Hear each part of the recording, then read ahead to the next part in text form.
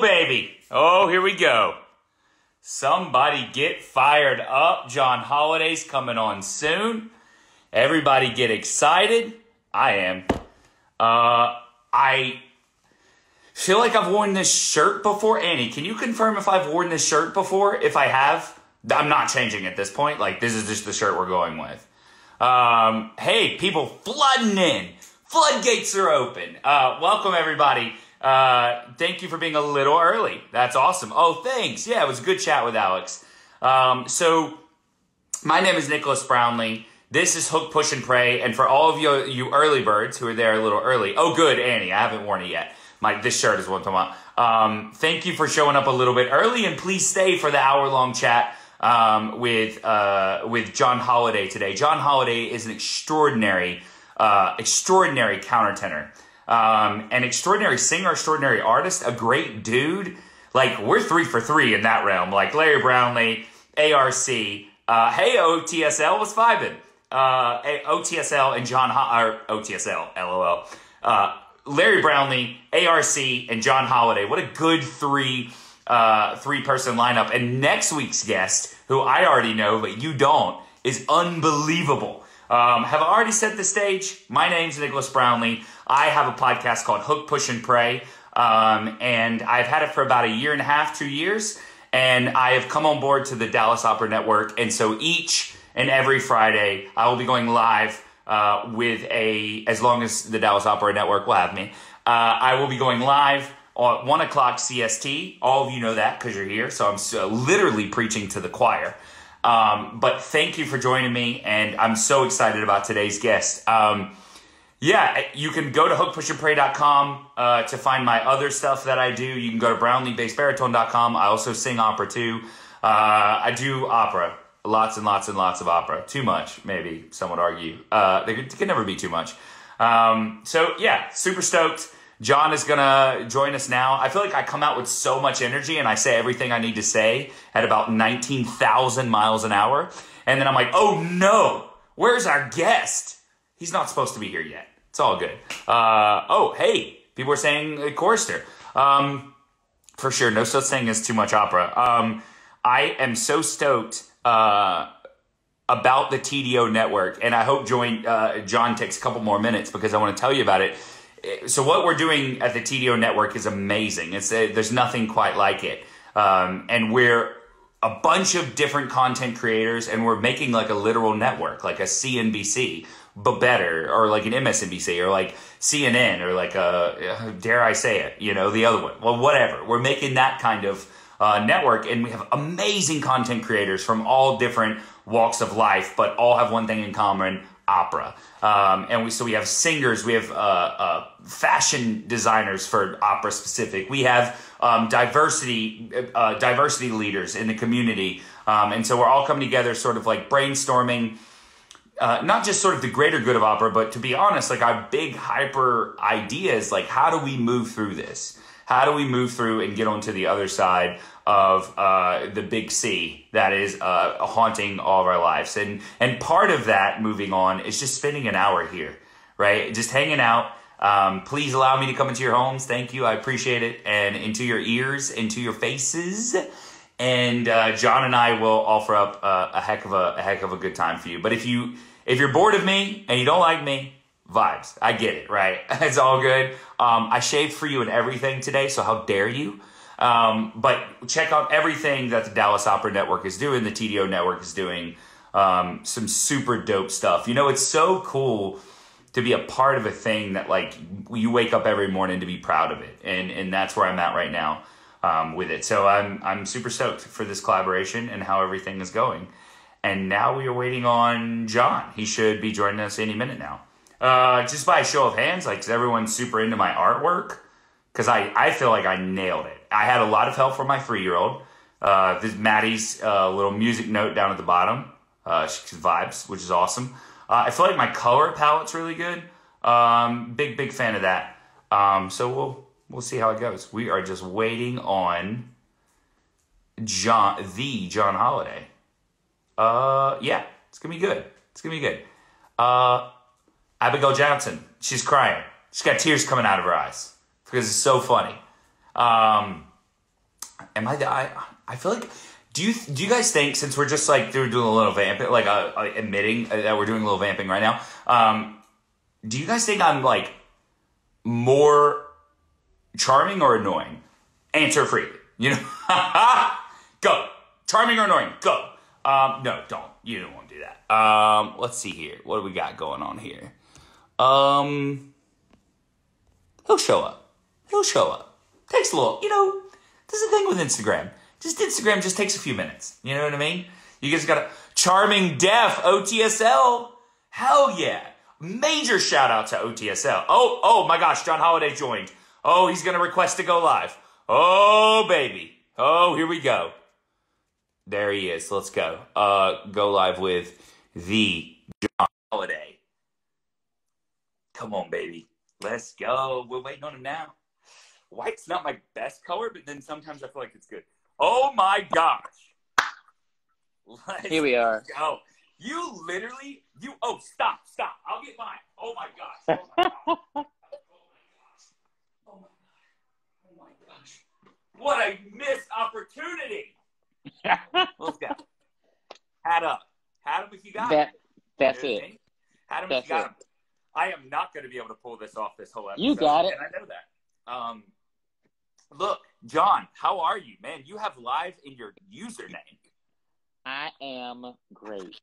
Good. I am great. How are you, sir? I'm good. You're just so I tell every guest this, like, your name is above my bed. Like, deal with that how you deal with it. You know what I mean? But It's important for you to know. My glasses are fogging up. I don't know why that's happening, but anyway. Oh no. I love your shirt. You look amazing. Thank you. Absolutely. Mm-hmm. So, John, for those that maybe don't know you, I'll just sort of set the stage. I can't imagine not knowing you. But I think it would be fair to say that you have your hands in a lot of different places in terms of your artistic reach. And I know, obviously you have this world-class opera career going on. But also it's hard to not, when you look your name up, it's hard to find a video that you're not sitting at the piano playing beautifully, accompanying yourself. And of course you're fashion and you got hats. I mean, your package, and what I think is so cool that we'll get into is like your brand, because I hate brands, because brand can sound so annoying, but like your brand is so authentic and so you, and I buy it so much. And so I appreciate that. And thank you for joining us today. We're going to have a good time. Thank you. We are going to have fun. And thank you for saying that, because it's really important for me through all my platforms that everyone gets the true authentic me. I've always been taught from a young age, it's best to be whoever you are. Don't try to sugarcoat who you are. Just be who you are 150%. So that's what I do every day. I don't always succeed, but I do try. I do try to put my best foot forward. So there you go. My glasses won't let me be great right now. No, I think you're great. I think you're dare greatly. Let them fall. I think so. So let's touch on that before we sort of get in depth. Like, do you have a team? And if you have a team, like, do you talk to them? Like, I'm just getting into the team world of where, like, I have a team and we have websites and we have socials and stuff. Like, did they, because you curate your own image and sort of brief them on what that wants to be. Do you find that they're in agreement most times? Yeah, I think, I do have a team, and I started putting together a team about, I want to say now 3 years ago, maybe 4. And then things changed. I changed parts. I changed my entire team about 2.5 years ago, maybe 3. And what's really awesome about having a team and having a brand is that they are in agreement with you as long as you are clear about who you are. Right. And I think from the very beginning, at least I hope from the very beginning, I've been very clear about what I wanted to do and what I want to give my audience. I hate the word fan. It took for me a long, long time to get used to that, having things like that. But getting used to my audience and having them become accustomed to certain ways that I am in the world and I am with my music. But my entire team is fantastic. I love them. I'm grateful for them. We work really well together.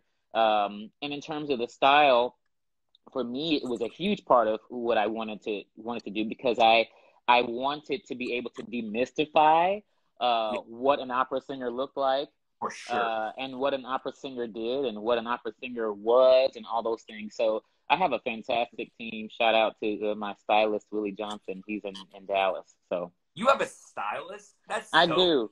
But Oh, when I need things, and I think I know how to look, most times, but Willie gets it together. He puts it together for me. So if Willie's out there watching, thanks Willie.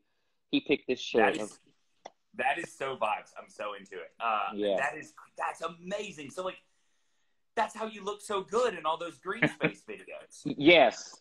He will put together, I mean, honestly, he will put together a certain amount of looks for me. And then he knows I can go back through and I'll look through things. And I'm like, okay, I'll put this together with this. Because I have a pretty good eye too.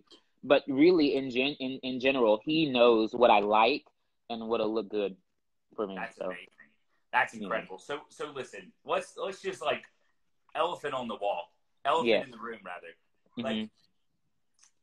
all these singers who just can randomly play the piano, Hmm. like masters. Like Hmm. where? Let's just go back. Where do Hmm. you learn? Like I sit down and I'm like, I guess I'll like bang through an accompaniment of Fiddle Ballet and get lucky. And like meanwhile you're doing like full on Harry Connick Jr. improv, Oh. crazy jazz improv. So Mhm. where did you start on piano? I was thinking about this a couple of days ago. I started playing the piano, much to my mother's dismay, when I was Ooh, probably in the second grade, because my grandmother played the piano, and I wanted to play the piano. So my grandmother it was a very, very, very, very, very old piano, completely out of tune. for sure. Got a piano for the house. I was grateful for it and still am, actually. And I would sit down at the piano and just kind of bang at the piano. And That's why your even mom hated it. that's why she hated it. For But even sure. at church, when I was at church growing up, because I was in church every day, after service, what I would do is I'd go up to the piano and do the same thing, bang on the piano. But the pastor's wife, the pastor, and my grandmother, no one bothered me. I mean, I guess my grandmother was probably like, "Don't bother him, let him figure it out." And that's really what I was doing, was trying to figure out how to play. I always tell people I play much more old school kind of chords and things like that. That's what I know. I'm getting better as I get older at it. But Yeah, yeah, just sitting down at the piano and trying to figure out things that make sense. You know what sounds good, so you have to kind of figure out what sounds good, and then you go along and you add things. You make mistakes and you keep going. for But sure. yeah, I've been doing it since the second grade. So when I mean, anything you've been doing since the second grade, you better have some proficiency at, right? So like Try to. for sure. I mean, I've been eating since the second grade, and I'm very proficient in that. Mhm. Listen, so when you sit down, this is now a nerdy question, but like Mhm. when you sit down to play "Fly Me to the Moon" in front of all Mhm. those people at the green space, and like Mhm. all that pressure's on, because I can play pretty well. Mhm. I joke, but like when I get in front of people, like put Mhm. me naked on stage singing Escamillo, I'm good. Yes. Like let's Yes. go. Like maybe hire me Mhm. a fluffer. Like I'm not an animal, but like you know what I mean. I But hear you. like, but like, put me in front of one. I try to play for my wife, who I love and Mhm. adore, and I'm like, I want to play for you, and my little Mhm. hands are like, I can't do it. So like, Oh. do you write out, like, do you have a plan in terms of where you're going chord wise? Do you just sort of let the Lord Jesus take the wheel? Like what? Jesus How does takes that the work? wheel, and he and Woo! I do believe in that. And then I also just kind of feel around. I will have some kind of landscape about where I want to go, and I get nervous too. Still, I get nervous all the time when I'm More singing a nervous for piano than role. you do for voice. I would say the same. Surprisingly, I don't like to play for myself. I like to just get up and sing. Because I feel like I sing a lot better than I play. That's my little secret. In fact, I know I sing a lot better than I play. But I know also that when I do sit down and play, I also get joy out of it. And I know that it might encourage someone else to sit down and do the same thing. I mean, I think the only way that you can overcome your fear is by doing the thing that brings you fear. and recognizing that it's just we tell ourselves these stories Yeah. about fears that are not true. So I Yeah. always just sit down and do it, and then I feel better after it's done. But certainly during the process of it, I will have like a day or two before sat down and say, okay, I think this is where I want to go. Then I'll sit down and it completely will change.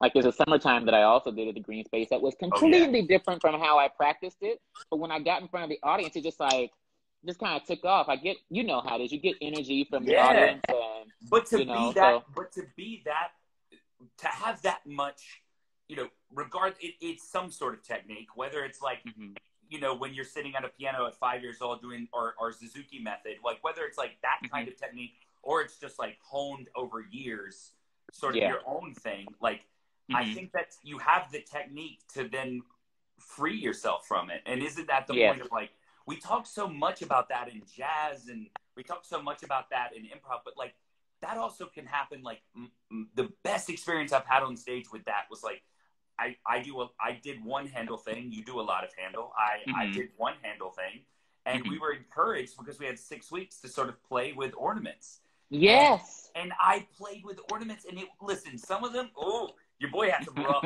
ones. Like, don't. I did not prepare low E flats at that tuning. You know what I mean? Mhm, mhm, 420, mhm. not my friend. Yeah, Uh, yeah. but like it was so fun to play in that way, and I was like, man, that's it. Like that's the Mhm. idea. Like we can bring that sort of top. Well, that's the point of, I think that's the point of everything. If we ever lose our sense of exploration and discovery, then what are we doing? Why are we doing this? And so I even tell my students, my mentees, I'm like, always be in the position of exploration and discovery. And if something is too crazy, I'll tell you it's too crazy. Or most importantly, you're gonna feel that it's too crazy. But I Right. always go out into the world, and when I'm doing something like, okay, let's see what will happen today. And I really strongly feel that people are not supposed to be perfect, that we're not on stage to be perfect. I do not subscribe to that. I am, which is very odd. I can be a perfectionist, but I also know getting on the stage, I'm like, okay, Lord, just use me and lead me and guide me, and everything is going to be okay. All day. And I really believe that. So I And so carry from and one of my that's the kids. thing. That's the thing too. Like that, I think is so. That's the two way epoxy that forms this great glue. Right. Hmm. There's that level of work and determination. Like I saw you do Dido in LA. Hmm. And sing the lead witch. You were incredible, and you like stole the show as the lead witch. Like and Hmm. that's by the way, that's with a great like Yeah. it was a well cast show. You Oh just were yes, great, and so thank you. you did so much cool stuff in that, and you took so many chances vocally, and you did I so have much great chills. stuff. Do you know that that was probably to date one of the most difficult things I ever did in my life as a singer? That role was incredibly hard. Not in terms of the music. The music was very easy, but Right? the acting of it, that Yeah. was the most difficult role I have ever had to put on, and one that I was, in fact, very afraid. I remember calling all three of my teachers and be like, "What am I supposed to do?" It was Yeah. incredibly difficult, but I'm so happy that I did it, and I would do it again in a heartbeat. I loved it so much. Well, it was also just so powerful to see like three countertenors in that role Yeah, because yeah. you got they LA did the witches with all three Hmm. Hmm. countertenors and which is And very then all three black African all American countertenors. yes How about that? and that is like first of all that there's three Yeah. countertenors in the world that are all three Hmm. free at the same time. Yes. Now they're African American. That's crazy. Yes. It was like a tour de force, and I think It was that was fantastic. sort of what made it. That was what made it so strong, and Hmm. it was so cool. Um, Yeah. yeah, so that was wow, that was incredible. So like, Hmm. you're a countertenor, right? Like, Yeah. I had ARC on last week. Uh-huh. Uh, yeah, sorry, he was first. It was not meant to It's be that way. okay. You know what I mean? I, No I love I lost. have nothing but love and respect for ARC. He knows that. I've told him many times. We know each other. We speak to each other every now and then, and I'm incredibly proud of what he's doing. And hey, For more sure, power. all day. All day. So he, so I didn't really get into the countertenor talk with him. Mm-hmm. You know, he comes from a very intellectual background, and he comes from a very he comes from a certain kind of class that would sort of hear, and I think he would admit this, that would hear like, oh, countertenor, they're sort of cultured enough to understand, you know, basically like they understand it on a higher level than a boy singing like a girl, right? Yeah, yeah. Where I'm from, in Mobile, Alabama, like my dad came to the Met competition, and there was a countertenor at the regionals, and he still to this day, this is a decade ago, he's like, remember when that boy just started singing? And I'm like, yeah, Dad. Yeah, Dad. That's what they do. So like, so what's sort of like the reaction that you get? I mean, I don't know. We haven't really talked about your background or anything, but like growing up in church a lot, growing up. Yeah. Did you grow up Southern? I did. I grew up in a missionary Baptist church, so one of the strictest sects of the SECTS of the Baptist church, and it was not unusual because in our church you would hear a lot of men singing. You're not a lot. I would take that back, but you would hear a few men singing in the soprano because in our church we have what we call the male chorus. And I would look forward to, I think it was like the third Sunday of the month, the male chorus sang every third Sunday. And I tell you, some of the most incredible harmonies, 100%. Some of the most incredible voices that you've ever heard. So I grew up hearing that. Now, in school, on the other hand, I was always made fun of for singing high, up until maybe 7th and 8th grade, because then I was in a boys' choir out in Fort Bend County, the Fort Bend Boys Choir, Texas, and I was in commercials. I was in a commercial for the Randall's store and the Tom Thumb store.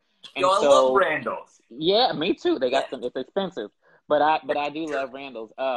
And I no harm to Randall's or Tom Thumb, but we would go and I'd be on TV, so everybody was like, "Oh my God, John's on the TV." So I became really popular. And then in high school, I was a soprano my freshman year, and then I moved down to be a tenor for sophomore, junior, and senior year.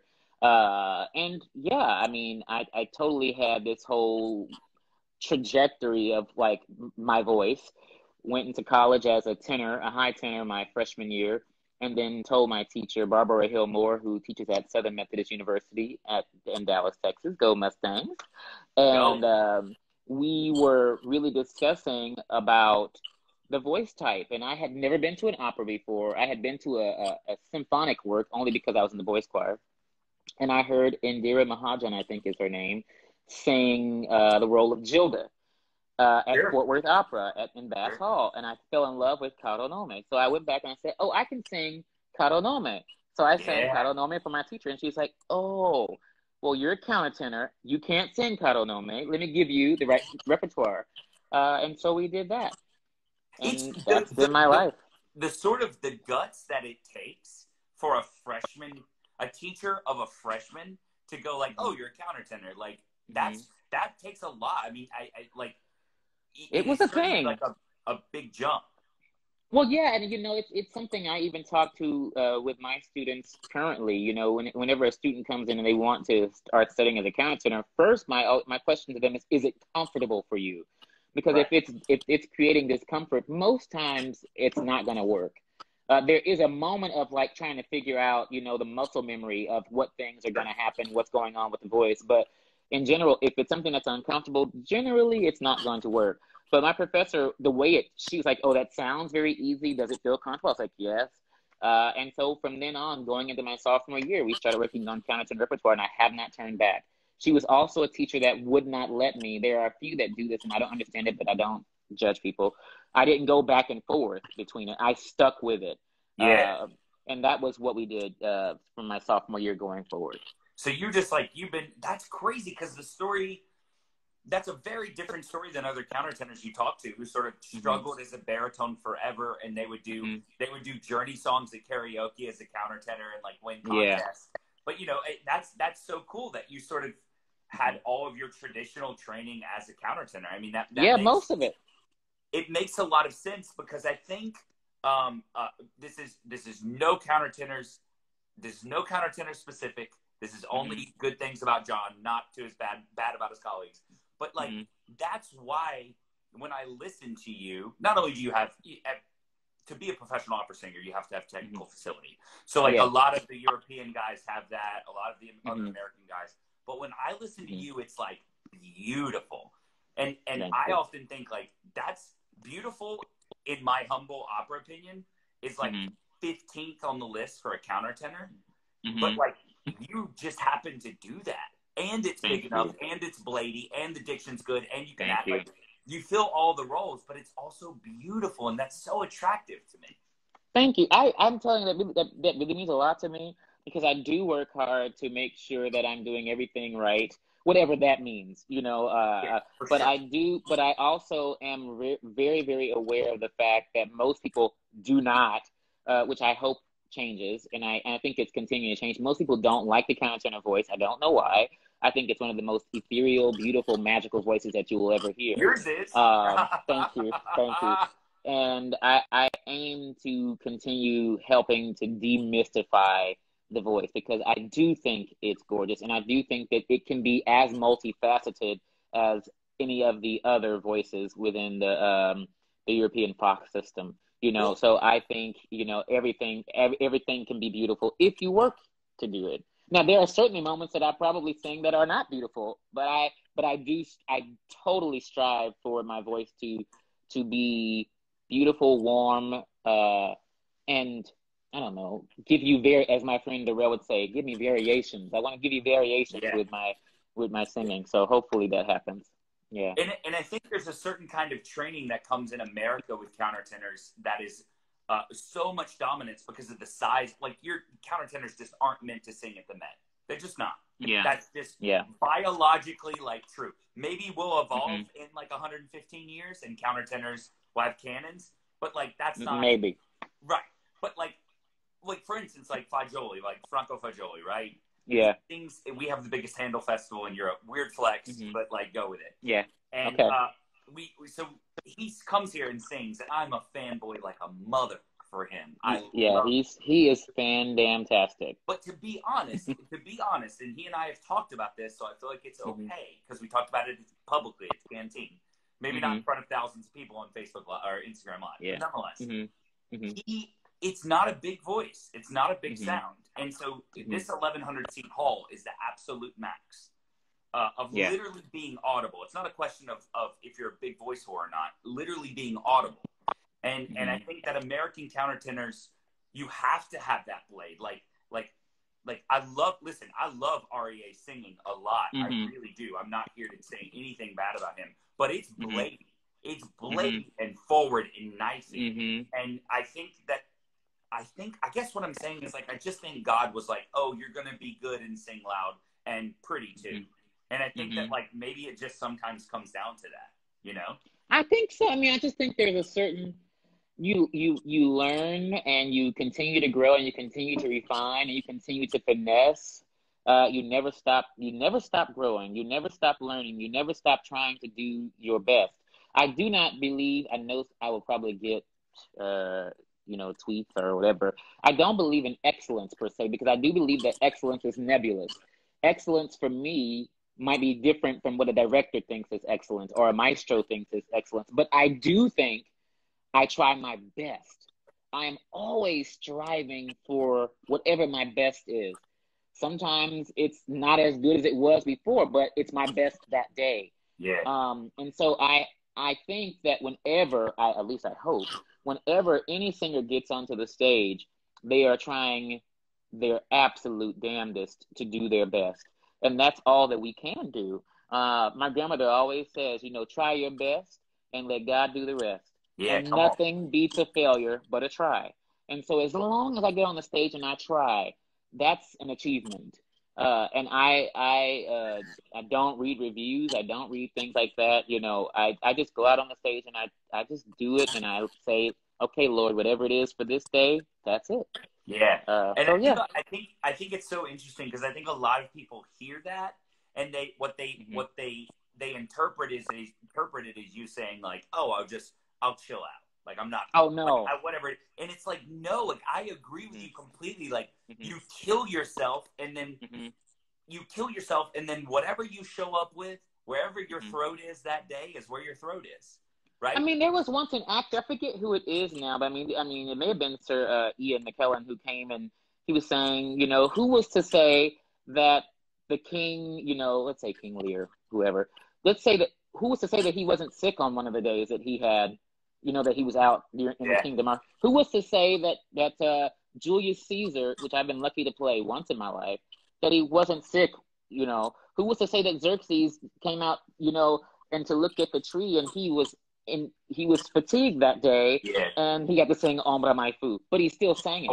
Yeah. So I really try. No, I'm not saying that I don't try. Anybody who knows me knows I kill For myself sure. sometimes working so hard. Yeah. But I do subscribe to, like, okay, I've done the best I can do. Now I have to go out and give you what I have. What And I have. that's really all you can do. And the truth is like Xerxes might have had acid reflux the night before. You know what I mean? Like he might have ate some spaghetti. And he He might might not have- he might not he been might have- eating it, eat it. But But there, you know what I mean? It was a vintage I do. red, and it was a 1984 VIN. It was good red. Like, why not try it? Come on. Listen, I want to tell you a story to go back a little bit to sort of black church singing and that Yes. music making. Yes. I grew up in church as well. Mhm. Wild Southern Baptist, very intense music. I was a music minister. I was a youth minister. I did the whole thing, and it was great. Yeah, love the Lord all day. Me too. But the thing, I had this crazy awesome experience one time because the Southern Baptist church I grew up in was very like sort of square, and like we couldn't really do, there was no added ninths. Like you just play the chord. Added ninth better be a mistake. You know what I mean? So, yes. Right. No, fully diminished chords, forget it. Like we've never seen one. And so I got asked to do a Martin Luther King service at the Black Pentecostal church down the road. Wow, And I was like, I'm going into a Black Pentecostal church, right? And I look the way I am, for Christ's sakes. You can see my veins. So I go in there and I'm going to sing Deep River, right? I'm going to sing Deep River. I walk in and I am the absolute only white dude in the zip code, let alone the Lord church, Jesus. right? And it's in like the bad part of town, how the bullshit is. So yeah. So I drive there and I'm like, here we go. Like, but they're going to pay me $150 and I'm in, right? Do your thing. So I'm going and I am getting cold shouldered by everybody. I mean, it's like whisper. It's like rough, man. It's rough. And the truth is, like, obviously, I should not have been there. And, like, certainly not on MLK Jr. Like, what was I thinking? Anyway. So it becomes my turn, and my choral instructor at the time was the pianist. And that's how I got invited. And so she's like, Nick, just do your thing. Stand up there. And so I stand up, and, like, this Pentecostal church, which was getting ready to blow the roof off of it, white boy walks up, silence. And I'm like, woof. Okay, here we go. Like, lean in, And she rolls those first few chords from that Brownlee arrangement of Deep River, and I start deep, and like 2 seconds into the first sound, the lady, this old awesome black lady in the front row, she goes, "Won't God?" And the place lit up. Won't he do it? Won't he do it? Yes. The place lit up, and I was like indoctrinated, and I stayed there. We ate, we had the potluck, we did the whole thing. But I love that whole church service. It was just electric. I mean, there's just nothing like it. Yeah, it's unbelievable. I think that's true. I mean, when you go, that's one of the things I love. I don't have the opportunity to go to church as much as I would like to now because I'm generally pretty busy. But it's one of the things that I miss about going to church and singing at church is that even when other folks were making fun of me at school, I would come to church and the people would encourage me. It's one of the reasons I think that I have been so successful because I knew that I could get up and it was pleasing. I knew that my artistry was pleasing in God's sight for sure. But I think that you getting up and singing was a beautiful thing. Oprah Winfrey says this thing. I love Oprah, so you'll probably hear a lot of Oprah. And Maya Angelou. But what she says is that she always knew.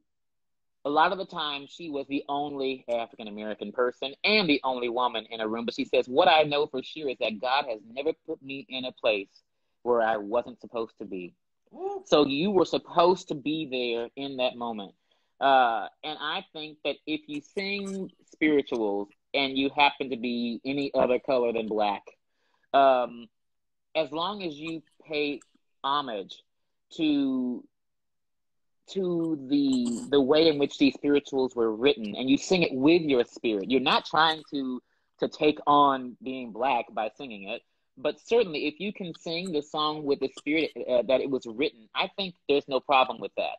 There's nothing wrong with that. Getting up and doing that, and I know you, and I know that you sang the hell out of it. And so you getting up there and having someone, all it takes is one person to say, "Won't he do it?" And then the whole audience, they come on behind you. But I think what a wonderful thing you did to get up there and sing it, because sometimes I also feel this way: if you don't sing it, who's going to sing it? Because some of the music may get lost. People don't often agree with that, and they don't agree with me, and that's fine. But I do feel like if you're not singing it, then who's going to sing it? If that was the case, certainly, if people felt like you shouldn't sing a spiritual, then by all means, I probably shouldn't be singing Julius Caesar. Maybe. That's a whole nother thing. That's why I always play the devil's advocate, and that people don't like that, and it's okay. But that's a whole nother story. Yeah. I think that you singing Deep River was beautiful. Do it again. Well, we'll never know because there's no recording of it, and I don't want there to be because I was probably a shaky, scared mess because that's what I was. But I talk about this a lot. I was working this summer with Kevin Thompson, or last summer at Bard, and we had the spiritual discussion a lot. And the truth is like, I don't know, man, because like I don't like him. I can't sit there and sing these Moses Hogan arrangements, even though they're the best singing. They're incredible. And I want that rep to be open to me, and not even selfishly for me, but I want that rep because largely a lot of spirituals are transposable like Schubert songs. Of course, so they are. Right. And they're really good songs. You know this better than I. They're really good songs to cut your teeth on as a young singer. They're really good songs, and by no means do we want to strip the spirit and make it an etude. But the idea of it is like I don't know, man. Like it gets me, and so obviously I want to sit on the sideline and have nothing to say about it, and ask someone before I sing a spiritual if it's cool. But that's always tough too, because like I think I was watching. I don't know if you're watching this new show on Netflix, #BlackAF. I have watched it. Yeah, it's strong, and so I don't realize, and this is true. This is the privilege that I walk in daily. Like, I don't realize how often, and I think this is why someone would agree with. Now I'm telling you who would disagree, but like I think this is the other side of the argument who would say like, I don't realize how often like I see a black guy and I immediately say bro, right? So I want to like that sort of rudimentary, gross assumption of another color. And so I think that with spirituals can be sketchy. The problem with spirituals is that they're, number one, they're just so damn good and great to sing. Yeah. And the second part is like they do have this Christian Christ element, which I'm immensely drawn to. But I also know that like never heard a mumbling word is maybe not mine to sing, Well, yeah, there are certain things that you will know. And this is how I feel like I'm saying. Not all of my African American friends feel the same way I do, and I mean, I make cats grieve for it. I mean, that's okay. I know that they do it out of love, and they know that I love them, and not everybody's going to agree with me, and that's fine. If you have any feeling that you're not going to sing something in the way that would pay respect to it, then by all means you shouldn't do it. But if you feel like if you feel that you have the spirit within you, and you can sing it in a way that shows the spirit of the piece and shows the spirit of the people who have endured this thing, then I don't see a problem with it. I will not, and that's one thing, I mean, I would not ever give a student a piece that I felt like they couldn't sing, whether it be a Schubert piece, Korngold, H. Leslie Adams. Yeah. I mean, I can go So on, you're but Sylvia teaching. Arden-Lee was an African American coach who felt the same way about spirituals. She's like, these are art songs. They are spirituals, but they are just as important as art songs. So I think that it just takes a person who I wouldn't give a person who doesn't believe in what they're saying any Yeah, piece. You just couldn't pay me to do it. I would never do it. But if totally. you believe in what you're saying, why not try it? And if it's wrong, then it's wrong. You Yeah. know. So you Mm-hmm. so you would have no problem. You're teaching now a little, there's some Uh at huh. Lawrence, right? Mm-hmm. Yeah, I'm at Uh, Lawrence. Uh huh. so like you have no race isn't a factor into we're not turning this thing into a race thing, Mm-hmm. but like Oh, yeah, yeah, yeah. race isn't a factor when you assign repertoire with regards to that kind of thing. No, Huh. no. As long as I feel the person has the spirit Yeah, of the piece, and they believe what they are singing, that they're not trying to do this as like a. I don't ever assign pieces as like a showstopper. I don't, because spirituals are not that. yeah, Spirituals are not. They will probably be a showstopper because of the nature of the piece, but sure, that's not why they should be programmed. They should right, be programmed because it is what you believe, because you believe strongly in it, and you may want to you want to give the piece a voice. You want to show that you also love the piece. I see nothing wrong with that. There are some people who don't, and that's okay. And if they don't believe in it, they shouldn't assign it, or they shouldn't yeah, sing it. But I strongly believe in that. I had a student when I was teaching at Ithaca College who she sang "He's Got the Whole World in His Hands," and I think she sang it beautifully. And she was a white girl that sang it. I was like, why not? yeah, There. If you sing it and you got the spirit of God in you, why not share that? I believe that now. Like I yeah, said, people won't believe that, and that's all right. that's all right. I think from this is more of a question to you, but certainly to Mm-hmm. me, you know immediately if someone doesn't. Like Oh yeah. immediately. Like our bullshit meters are like Oh, uh, all on it. totally. And I'm not, and I'm a person that you can read, which is something I don't like about myself. You can read what I think immediately on my face. Like it is evident. I'm like, you probably shouldn't sing that, and why did your teacher assign it to you? And then I'll have a conversation with you about it. I'll never write something down and then not talk to you about it. And I won't, I'm always somebody who's willing to have the conversation that sometimes may be a little bit tenuous. But I think it's important to have those conversations, because just because I believe it's not right doesn't mean it's not right. It's also just my opinion. But I can tell immediately if a person should be singing something or shouldn't. I'm like, let's revisit that later, or not at all. Yeah, You for know. sure, for sure. Mhm. I mean, that's how I feel. Mhm. I feel eternally that way about Wagner. Let's just Yeah. revisit it later. Let's just not today. Yeah. Not today. Not Um, not right now. listen. So let's go back to that teaching thing. So I find it Uh huh. so interesting that because Mhm. obviously we're this is not a editor note. This is just my own thing. I want to talk to you. Mhm. I don't want COVID to take up. It's already taken enough of my time up. Like screw Yeah. that thing. I want to talk about us. Mhm. However, you Yes. can enter into this next part a little, but like, so I find it fascinating beyond Mhm. belief that right. Don't everyone tells you don't be a teacher, don't get a DMA. It's scared to death. You're never gonna do it. You're never gonna do it. All of a sudden,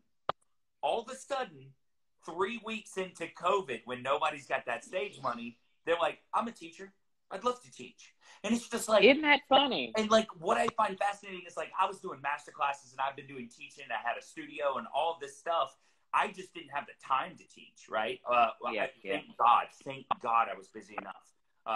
Yeah. Thank the Lord for work. But like Mhm. now I have the time to teach. But what I think is so interesting is that all of a sudden Mhm. people are like, well, $85 an hour. Like, let's get on Zoom. And it's like, nah, player. Like, Mhm. I just talked to you No. 3 months ago and you were like, I'll never teach. Like, Of course. so I think going forward, teaching is going to be a big element.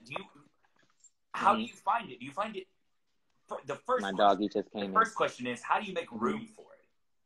Okay. Okay. That's the first question. Well, I come from a family of teachers. My grandmother was a teacher. My aunt, her sister, was a teacher. My aunt's two children were teachers. And I've always been, my best friends will tell you, I've always been a teacher's pet. I love teachers. I just Sure. do. And I love Oh my God, me teaching. too. Me too. And I love singers. I Yeah. mean, I love people. I really do. I love people. I love conversation, and I thrive off of connectedness. That's one of my strengths, is connectedness. And so I always felt that this is no harm, no foul to anybody that has done what I'm getting ready to say. I didn't want to retire and then start teaching. I Right. wanted to do it while I was singing, because what I know for sure is that singers, especially when they're in school, they benefit from their teachers and the connections that those teachers have, and being able to make 100%. networking and being able to make some kind of conversations and make phone calls and say, maybe I can have a friend of mine that's a coach come out and, work with my students. Yeah. So I wanted to be able to do that. And for so long, I didn't have anybody tell me not to teach, but it was just what I saw. I was just like, oh, there's a stigma. There's a Yeah. stigma 100%. attached to singers who teach, Mm-hmm. but not a stigma attached to conductors who teach, Nope. directors who teach, Pianists. coaches who teach. And I thought, that doesn't make any sense to me. And so I'm an Aries, so I'm very much so, I'm very headstrong. And I thought, if I'm wrong, I'm wrong.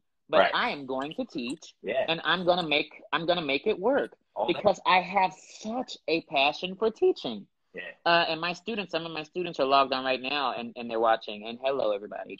Go And practice. You can watch. yeah, You can go listen to this and practice. practice. Yeah, I've been doing a lot of this, and I've always felt so strongly about it. I thought I'll give it a try. And so I've been lucky that I've worked at places where it was encouraged. And particularly, I feel incredibly supported here at the Conservatory of Music at Lawrence University, from the president of the university on down to the dean of the conservatory and my department chair and my colleagues. It only works if your institution believes in it and supports it, and if your students are okay with it. And I am lucky that my students do okay.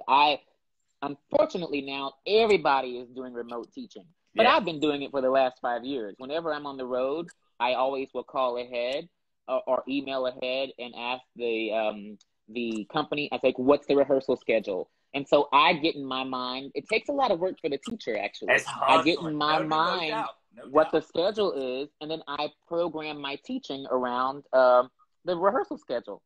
And that's how I do it.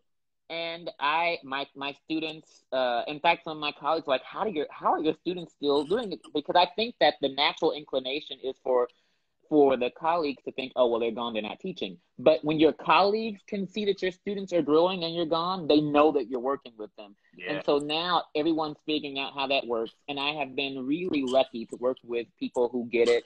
So much so that I was on the search committee for our last hire that we hired at the conservatory, who is Esteli Gomez, who is a very, very big member of the Room Full of Teeth, who's won Grammy and all that.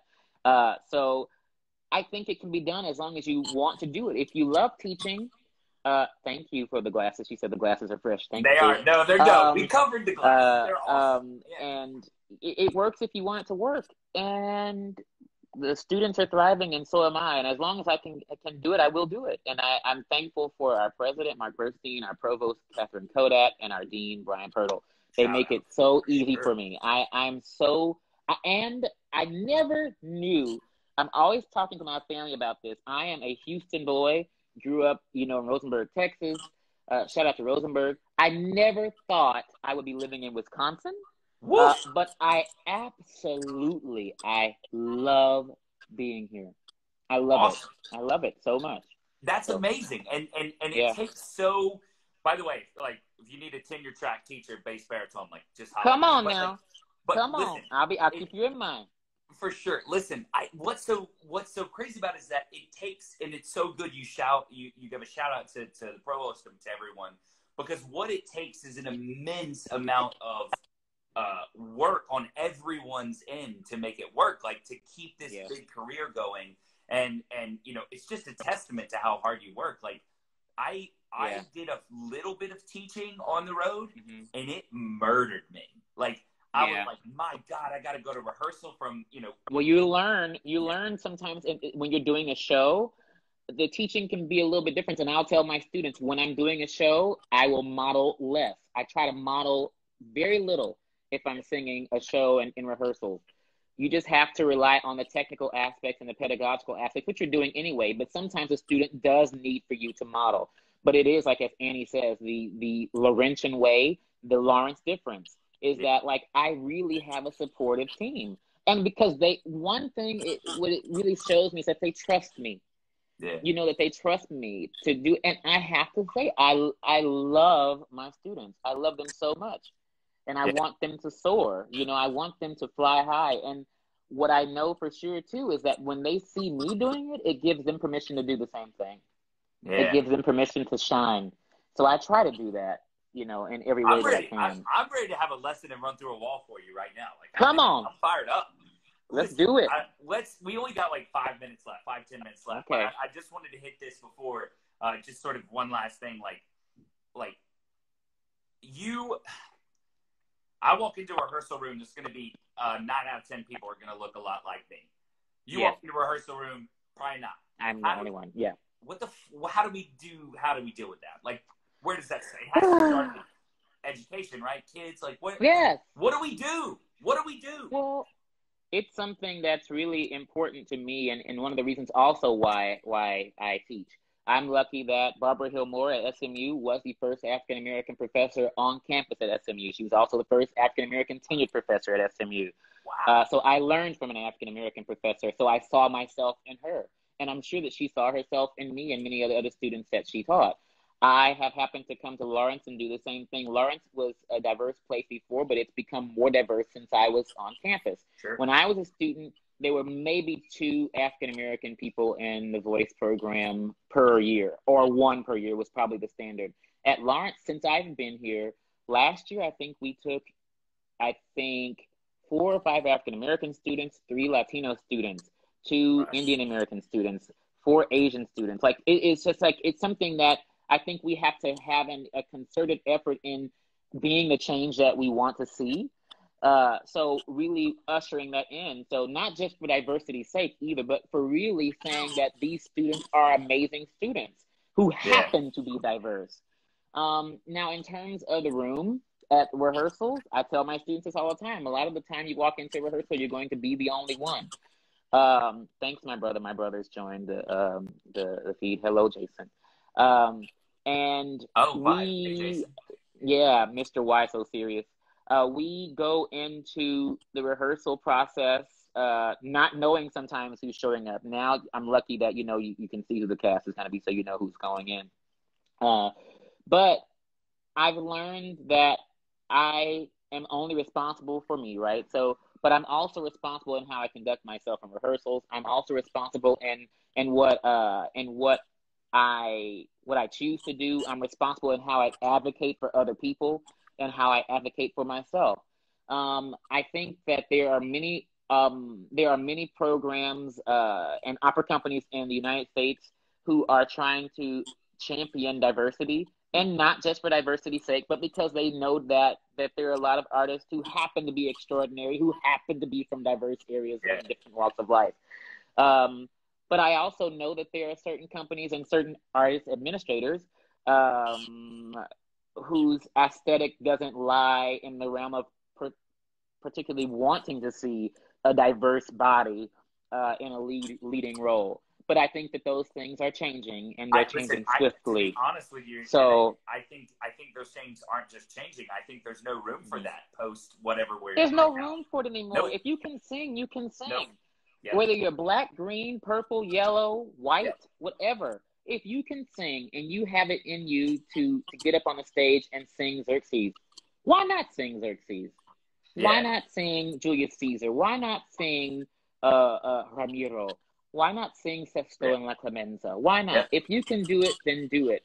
And I think that so many of the companies now are really championing that. And I'm so grateful for it. And I'm thankful that I get to be one of the faces, one of the bodies that is being ushered into this new realm of just like colorblind casting. Like, just cast a voice. Cast us because we can sing. If we're African American, you know, so be it. If we're Asian American or Asian, so be it. Yep. If I can act and I can sing, put me on that stage. 100%. And by the way, if you're there's a lot of there's a lot of people looking a little fluffy in the middle like me who need love too. Come They on. can also play lead COVID characters. is not helping with it either. COVID is making me eat more. Let me tell you. For sure. For sure. Hey, there's a reason you only see from here up. But I think you know, Kathy Kelly said something to me one day. Do you know Kathy? She's playing. I love Kathy. Great mind. We were having this huge discussion one day, as we often do, and I was getting really riled up, and she was staying very calm, like she always does. And she said, and this is in reference to you talking about being the only person in the room. She said, I was talking about this female conductor, and I was working with her, and she's just really difficult to work with, and she's not in the business anymore, and she was really difficult to work with, and she wasn't not very good stick technique, blah blah. I was just frustrated, right? I was just really frustrated, and and so I was telling Kathy, I was like, see, like, you know, doing like 22-year-old Nick, stupid stuff, saying idiotic stuff, and she said, Nick, how many women conductors can you name? And I said, like 3 great ones. And she's like, how many mediocre male conductors can you name? And you can name 1 million. And she said, it's not about the great women conductors. It's about having the same number of great male and women conductors. It's about having the same number of mediocre ones. This extraordinaryism that you have to have. You know, no. There's a lot of really mediocre white singers out there. I won't say that. But like it's true. You know what I mean? And like and like it. So the number is not about extraordinary, right? And that is a lesson I've learned recently because listen, I'm struggling. Like I'm a big white boy. Like I'm just trying to like move through the world and learn and listen and watch and hope I don't say some stupid shit. You know. Like, you know, I think that's the thing that we are all, like, I mean, honestly, I think we are all doing it. It's even something that I have to think about like, when I'm talking right now. I mean, I know people are watching me, and like I said, like, I know, you know, in every other voice type, you know, we've had the entrance of many African-American singers, and I say many, and I mean, I could 5 that are probably really prominent in each voice type, but still a countertenor voice, there's not very many. Right. You know, so, you know, like I said, I know that has to do with the aesthetic. You know, so many people don't see like, oh, there's an African-American guy that's singing. I may not be the aesthetic, but you go and you can name these other singers who may be more of the aesthetic. So we work to change that, but I also know I can't change. I'm not doing this to change someone's mind per se, but I am doing this to say once I'm on the stage, you can't deny that there's not something special and not something that lives here. You can't that's come from different. my product. You know what I mean? And that's the thing, like.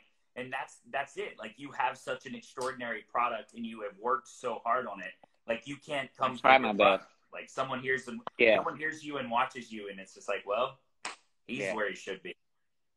You know, I try my best. That's the only thing. Try my best to give and do my best. Yeah.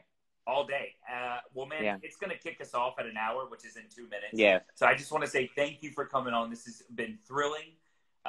You are one of the good ones in the business, and I love listening to you sing and watching you be an artist. And thank you. Moving forward, you're going to be one of our big leaders to bring us out of this. Wow! Oh, don't make me cry. I mean, I'm an emotional wreck these days. Thank you, and Nick. This is just fantastic. Thanks for inviting me on, and I love what you're doing. And keep on keeping on. And even when somebody says that you're doing something wrong, keep on going. For sure. Push the envelope. For sure. Well, thanks, John. I'll see you soon. All right. Man. All right. See you. Peace, buddy. Bye. Peace.